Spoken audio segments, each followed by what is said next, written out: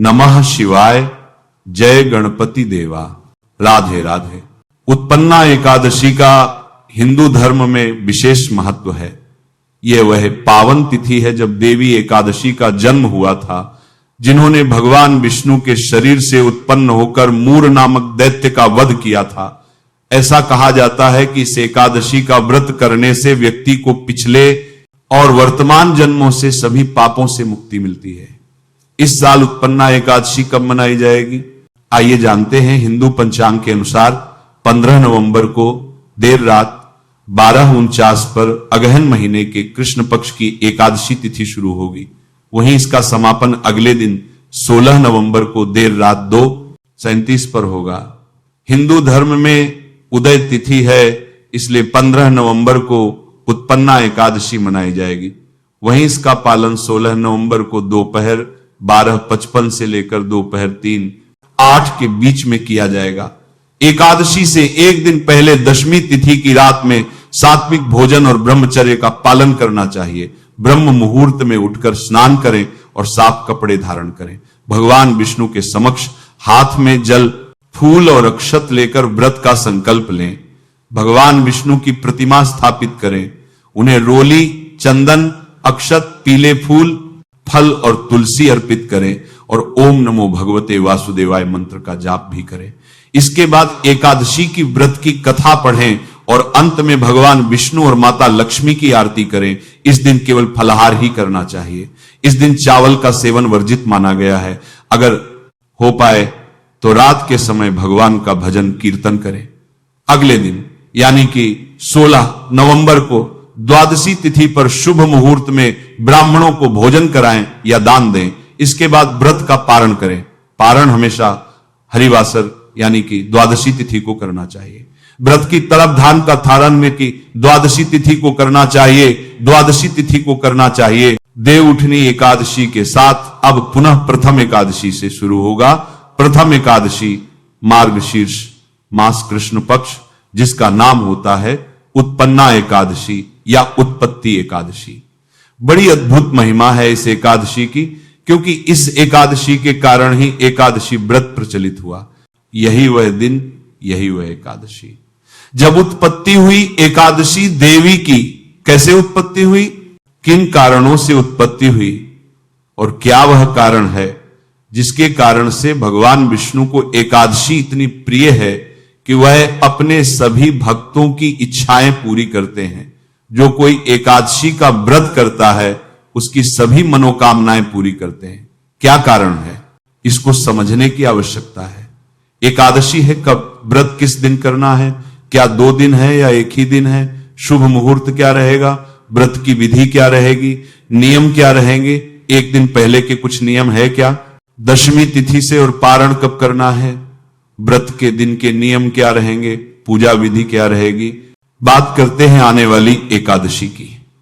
मार्गशीर्ष मास से एकादशी का क्रम आरंभ होता है और प्रथम जो एकादशी आती है उसको हम उत्पन्ना एकादशी कहते हैं, उत्पत्ति एकादशी कहते हैं।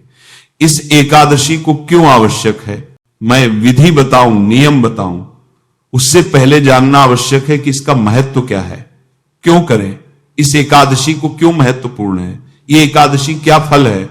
इस एकादशी को करने का भगवान कहते हैं कि व्यक्ति पात योग के दिन दान देने का 1,00,000 गुना फल होता है और संक्रांति से 4,00,000 गुना तथा सूर्य चंद्र ग्रहण में स्नान दान करने से जो फल प्राप्त होता है वही पुण्य एकादशी के दिन व्रत करने से प्राप्त होता है। अश्वमेध यज्ञ के करने से 100 गुना तथा 1,00,000 तपस्वियों को 60 वर्ष तक भोजन कराने से 10 गुना और 10,000 ब्राह्मणों को अथवा 100 ब्रह्मचारियों को भोजन कराने से 1000 गुना पुण्य भूमि दान करने से होता है और उससे 1000 गुना पुण्य कन्यादान करने से होता है और उससे 10 गुना पुण्य विद्या दान करने से होता है। उससे भी अधिक अर्थात विद्यादान से भी 10 गुना पुण्य भूखे को भोजन कराने से होता है। अन्नदान के समान इस संसार में कोई भी ऐसा कार्य नहीं है जिससे देवता और पितृ दोनों तृप्त होते हो, परंतु एकादशी के व्रत का पुण्य सबसे अधिक है। एकादशी के व्रत का पुण्य अन्नदान से भी अधिक होता है। 1000 या से भी अधिक इसका फल होता है। एकादशी के व्रत का प्रभाव देवताओं को भी दुर्लभ है। आप सोचिए 10 ब्राह्मणों अथवा 100 ब्रह्मचारियों को भोजन कराने से 1000 गुना पुण्य जो है वह भूमि दान कर उससे भी अधिक पुण्य आप एकादशी का प्राप्त कर सकते हैं। अश्वमेध यज्ञ करने से 100 गुना तथा 1,00,000 तपस्वियों को 60 वर्ष तक भोजन कराने से भी 10 गुना पुण्य आप इस एकादशी से प्राप्त कर सकते हैं। इतना अद्भुत फल है इस एकादशी का। भगवान कहते हैं कि हे युधिष्ठिर, इसका इतना फल है कि इसका मातम्य तो देवता भी वर्णन नहीं कर सकते। जो व्यक्ति निर्जल रहकर इस एकादशी का व्रत कर लेता है उसका फल कोई वर्णित ही नहीं कर सकता। जब युधिष्ठिर महाराज ने सुना कि प्रभु आपने हजारों यज्ञ और लाख गोदान को भी एकादशी के व्रत के सामने बहुत बौना करार दे दिया, बहुत छोटा के हजारों यज्ञ और लाख गोदान से भी जो फल मिलता है वो एकादशी के फल के सामने कुछ नहीं है, तो ये तिथि सब तिथियों से उत्तम कैसे हुई, ये आप मुझे युधिष्ठिर महाराज पूछते हैं भगवान श्री कृष्ण से कि क्या कारण है। तब भगवान श्री कृष्ण जो कहते हैं मैं बताता हूं। को इतना महत्वपूर्ण कैसे बताया भगवान ने, क्यों इसका फल इतना अधिक है। तब भगवान श्री कृष्ण कहते हैं कि हे युधिष्ठिर, एक समय सभी देवता, दानव, नर, किन्नर, यक्ष, गंधर्व सब के सब एक बड़ी भयानक से बीत रहे थे। एक बड़े भयानक राक्षस के अत्याचार से पीड़ित थे। वह राक्षस इतना शक्तिशाली था, इतना पराक्रमी था, जिसके सामने ये सब टिक नहीं पाए और उसने संपूर्ण ब्रह्मांड पर अपना नियंत्रण कर लिया। भगवान विष्णु भी यहां तक कि उसके सामने नहीं टिक पा रहे थे। उस अवस्था में एक देवी की उत्पत्ति हुई। उस देवी की उत्पत्ति जो हुई, उस देवी ने भगवान विष्णु का उस राक्षस से न केवल संरक्षण किया, अर्थात उनकी रक्षा करी, बल्कि उस राक्षस को मृत्यु के घाट भी उतारा, और यही देवी एकादशी कहलाती है। अब क्योंकि इन्होंने इतना बड़ा कार्य किया था प्रभु का, इसीलिए भगवान विष्णु ने प्रसन्न होकर इनको आशीर्वाद दिया। अब इसका संपूर्ण वृत्तांत आप उस वीडियो में सुनिएगा, बड़ा ही उत्तम प्रसंग है वह। उसमें एक एक बड़ी बड़ी बात आपको जानने को मिलेगी, बड़ी बड़ी जानकारियां आपको प्राप्त होंगी, बड़ी ही महनीय जानकारियां जो पुराणों में कहीं लिखी हैं, उनसे आप जान पाएंगे कि कैसे यह एकादशी की उत्पत्ति हुई, कहां से उत्पत्ति हुई, कौन इनके पिता हैं, कौन इनकी माता हैं, कारणों में, किन हालात में, किस स्थान पर इनकी उत्पत्ति हुई और ये क्यों महत्वपूर्ण है। ये संपूर्ण जानकारी बहुत सारे पुराणों से निकाल के मैं लेकर आया हूं। उसका जो महत्तम है, एकादशी के विषय में जानने का जो महत्तम है, उसका फल ही कई लाख गुना अधिक है। जब आप एकादशी की उत्पत्ति का महत्तम अर्थात एकादशी की उत्पत्ति की कथा सुनते हैं ना, वो कथा ही अपने में लाखों गुना पुण्य देने वाली है। एकादशी का फल बहुत अधिक है। आशा करता हूं समझ आ गया होगा कि आपको यह एकादशी करनी चाहिए, क्योंकि यह एकादशी अनंत पुण्य देने वाली है। एकादशी कैसे करनी चाहिए? भगवान कहते हैं कि इस एकादशी का व्रत के जो नियम है वह दशमी तिथि से ही आरंभ हो जाते हैं। व्रत के एक दिन पूर्व ही रात्रि को आहार नहीं खाना चाहिए, अर्थात अन्न आदि नहीं खाना चाहिए। यहां पर एक बात बता दूं कि अगर आप इस नियम का पालन कर पाए तो ही रखिएगा। ऐसा नहीं कि आपका शरीर साथ दे नहीं और आप जबरदस्ती अपने शरीर के साथ जबरदस्ती करें, इससे शरीर को कोई हानि हो जाए। अगर आप लगातार 2 दिन भूखे नहीं रह पाते हैं तो कोई बात नहीं, रात्रि को आहार खाइएगा, परंतु दंत धावन आदि करके जब सोए, दातून आदि करके, टूथपेस्ट, व्यंजन आदि के सोए, तो कोई भी अन्न का दाना मुंह में ना रह जाए, इसका ध्यान रखिएगा। एक दिन पहले ही आपको लहसुन प्याज का त्याग कर देना चाहिए। जो लोग मदिरापान करते हैं, मांसाहार करते हैं, उनको भी एक दिन पहले ही मांसाहार, मदिरापान आदि को त्याग देना चाहिए। ऐसा नहीं कि आज खूब खाए पिए और कल आप व्रत कर लें, तो एक दिन पूर्व ही इसका त्याग करना है। आपने दशमी तिथि को ही आपने ब्रह्मचर्य धारण करना है, क्योंकि एकादशी के दिन बाल ना धोने की प्रथा प्रचलित है, तो इसीलिए आपने बाल भी दशमी तिथि को ही धो लेने हैं और ब्रह्मचर्य धारण कर लिया, अर्थात ब्रह्मचर्य धारण कर लिया। अब आप पारण तक ब्रह्मचर्य का पालन करेंगे। यह बड़ा नियम है, कठोर नियम है, इस पर ध्यान देना चाहिए। मैंने पहले भी एक दो बार बताया है, आप में से बहुत सारे भाई बंधु माताएं बहनें पूछती भी है इसके विषय में, पर इसका उल्लंघन नहीं होना चाहिए, क्योंकि एकादशी का जो व्रत है ना, वो नियमों से बंधा हुआ है। इस एकादशी का अधिक फल कैसे है? क्योंकि इसके नियम थोड़े कठोर है।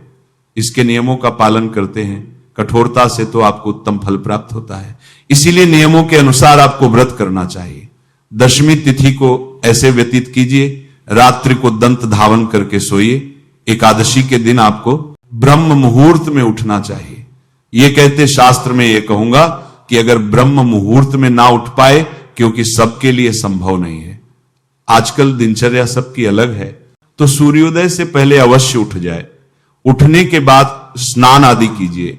अब यहां जो स्नान होगा ना, इस एकादशी पर जो स्नान है, पुराण में या कथा में जो वर्णन सुनेंगे, तो वहां तो आया है कि आपको मिट्टी या उबटन से स्नान करना चाहिए।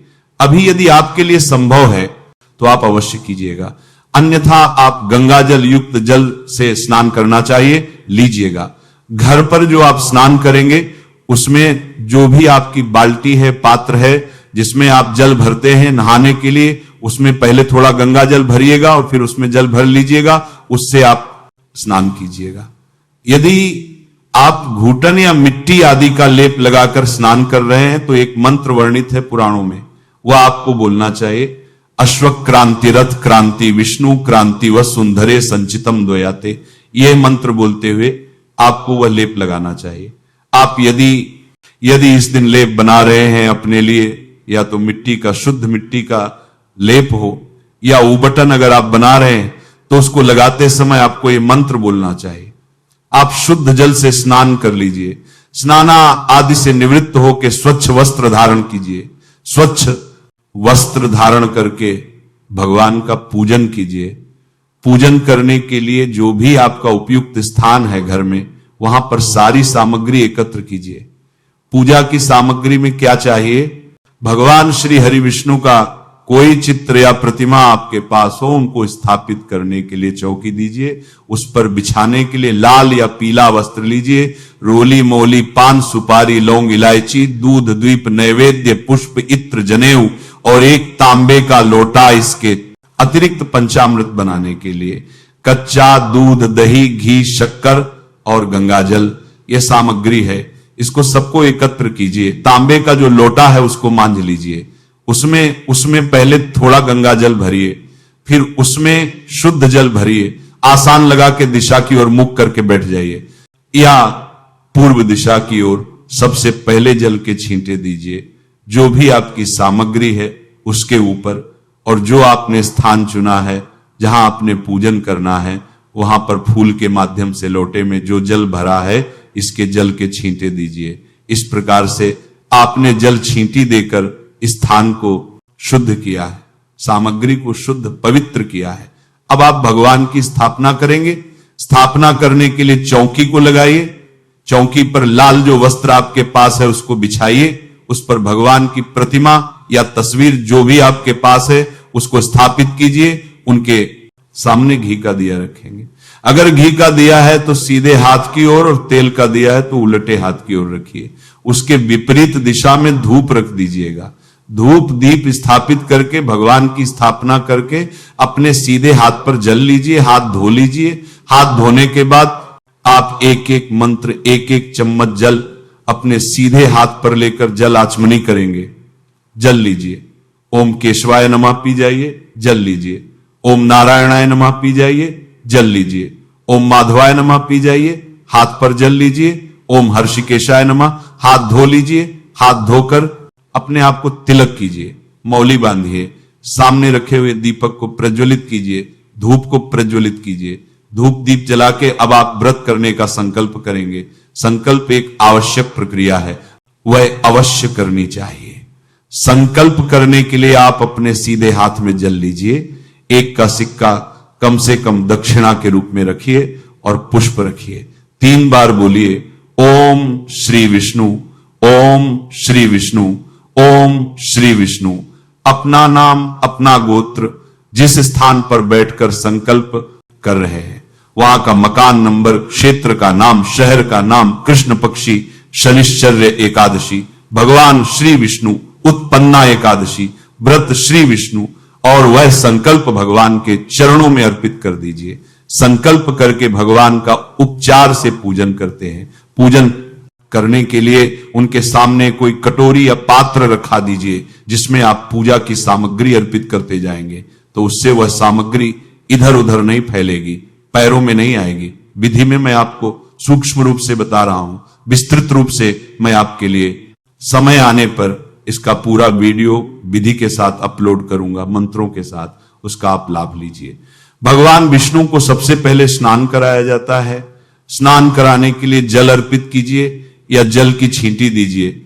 स्नान करा के पंचामृत से स्नान कराया जाता है। पंचामृत से कैसे स्नान कराएंगे? भगवान को पंचामृत बना लीजिए। पंचामृत जो 5 चीज बताई है, पंचामृत बनाइए और उसको फूल पर लगाकर भगवान को अर्पित कीजिए। यदि आपके पास कोई प्रतिमा है, लड्डू गोपाल जी या शालिग्राम जी, तो आप उनको स्नान भी करा सकते हैं, अभिषेक भी करा सकते हैं पंचामृत से। फिर पुनः शुद्ध जल से स्नान कराइए। स्नान करा के वस्त्र के रूप में मौली का एक टुकड़ा तोड़िए और वो अर्पित कीजिए। वस्त्र के बाद इत्र लगाएंगे। अगर इत्र है आपके पास तो फूल पर लगाकर इत्र अर्पित कीजिएगा। भगवान को तिलक लगाइए। तिलक लगाकर पुष्प अर्पित कीजिए। फूलों की यदि माला है ना आपके पास तो फूलों की माला अर्पित कीजिए। पुष्प अर्पित करने के बाद दिखाइए भगवान को, और दीप दिखाइए।